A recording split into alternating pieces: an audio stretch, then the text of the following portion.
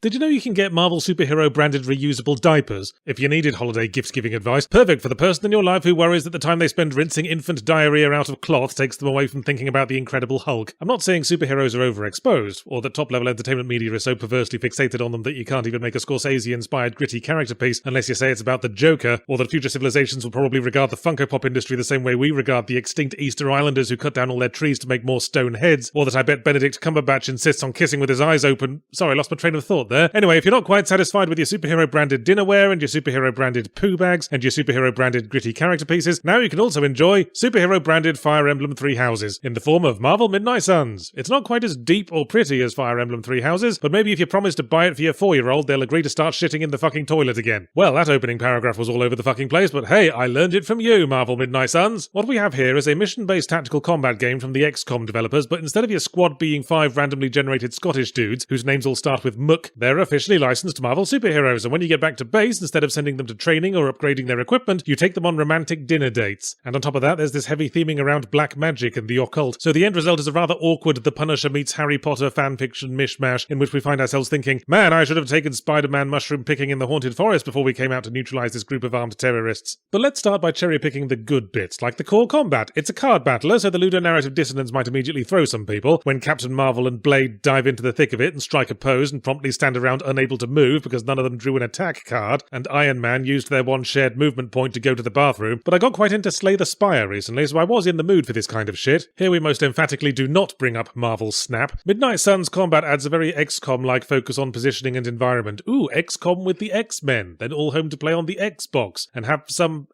Benedict. Fuck you, I'm trying. I like the tactical depth you can employ. Use an attack card to move your dude behind a sofa so your other dude can knock an enemy into ballistic sofa range, and your first dude can proceed to kick that sofa so far up the enemy's arse that he's spitting up throw pillows for weeks. I like how every round the game spawns in a smattering of really weak dudes who will die in one hit and are about as threatening to you as springs out of Sonic the Hedgehog and let you build combat momentum. It feels very superhero battle-y, like these are the overconfident dudes who show up at the end of Act 1 for the hero to kick around like the gingers at a Catholic orphanage before the serious threat shows up. I just wish there was a way to skip the fucking combat animations. Yeah, I've seen you fucking knee strike, Captain Marvel. It wasn't that impressive the first time I did about enough damage to dislodge the enemy tank's spectacles. Also, the gamepad controls suck a big fat squirmy one, which wouldn't be relevant on PC if it weren't for the entire rest of the game that the combat element has to drag around, like it got its cock ring trapped in the garbage disposal. Between missions, you switch to a third-person camera to explore your home base and interact with your Avengers harem, and using mouse and keyboard for that always feels like trying to walk a dog with the leash attached to your nose, so I found myself switching control methods as the game switched modes, which is about as good for immersion as a mischievous seal at a water birth. And while everything was fine in the combat when the camera was up high benevolently looking down on all the Tonka toys fighting, when you get to ground level to start making moony eyes at them, you notice the graphics are absolute knicker elastic. Blimey, I thought Gotham Knights had bland art. Guess Marvel wasn't about to be shown up by their old rival, because mid-shite bums looks like the fucking Sims. Everyone's got unblemished skin and plasticine hairdos. Tony Stark looks like a haunted action figure of Freddie Mercury, which I could have gotten past if the characters had had a bit more life to them, but when I took Blade on a fishing trip and we spent the whole time posing on the riverbank, ineffectually dangling a rod like we're at the urinal together, all I could think was, if I go in for the snog, I'm going to create some kind of awkwardness singularity. And as for the dialogue, I get the sense that off-screen Tony Stark has been knobbing his way around headquarters, spreading that venereal disease that makes you try to force a quip into every single fucking line of dialogue. So it's like being Joss Whedon at an audition, getting quipped at by tryhards at every turn while trying to figure out which one you want to sexually harass. The plot is, an evil witch lady joins up with Hydra, stock Marvel convenient bad guy factory, and they start hanging around on street corners, making old people feel threatened. So the Avengers team up with a bunch of occultists in a haunted mansion to resurrect the evil witch lady's child, who is the only dude bad enough to bring her down or something, and that's you, that's your custom protagonist. It's a South Park Stick of Truth sort of arrangement where you get to be the big MVP who shakes Captain America's hand and pinches Scarlet Witch's bum. But at the same time, it's hard to project yourself because your dude is also this legendary monster slayer who's been reverse Army of Darkness into the present day and has an established history other characters keep talking about, so it's yet another way in which the game feels confused and like it's throwing too much at us at once. The whole package smacks of a corporate brainstorming session that went on too long. Hey, people like card battlers and superheroes and dating sims and Harry Potter, let's force them all to live together. There might be at the very least be a sitcom in it. Oh, but let's also throw in live service style crafting with multiple currency number juggling because this is the AAA sector and apparently we've just forgotten how to not do this bollocks. I can only assume the intended audience here is Marvel fans who want to live out their dreams of being invited to their favourite character's birthday party, but after they find themselves scouring the forest trying to pick the right flowers to craft the potion that converts attack dollars into skill dollars so they can upgrade Spider-Man's ableist slur card for the next battle, they might suddenly snap out of it and realise, wait, how is any of this getting me closer to pegging Doctor Strange?